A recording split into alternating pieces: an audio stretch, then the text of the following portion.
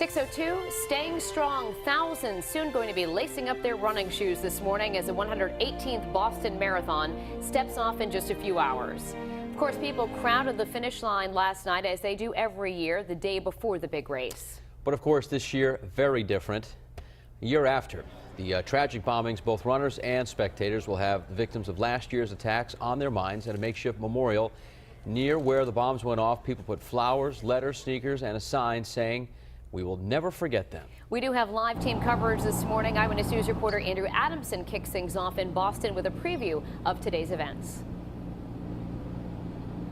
Yeah, good morning, Danielle and Patrick. It is going to be a beautiful day here in Boston, starting to lighten up here. You can see the city skyline directly behind me there as people get ready for one of the most anticipated races in the history of the Boston Marathon. And now we're finding out more about the security measures that are being put into place for this year's race. Obviously, a lot different than previous races. Governor Deval Patrick, he's one of the leaders helping to make sure that the city is safe on Marathon Monday.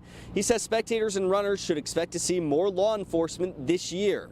450 local, state, and federal officers went through different scenarios to practice their response. The goal is to be prepared in case of another incident like last year's bombings.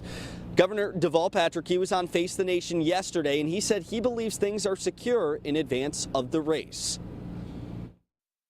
Very safe. Somebody said it may be the safest place in America tomorrow, but I will say that we've tried to strike a balance between enhanced security and preserving the family feel of this day. And it isn't just law enforcement that's going to be around monitoring the race. There's going to be more than 100 cameras that are keeping a close eye. They're going to be all feeding into a command center. And coming up in our next half hour, we are going to tell you more about what runners are doing to get ready for this big race day. We'll have that coming up soon.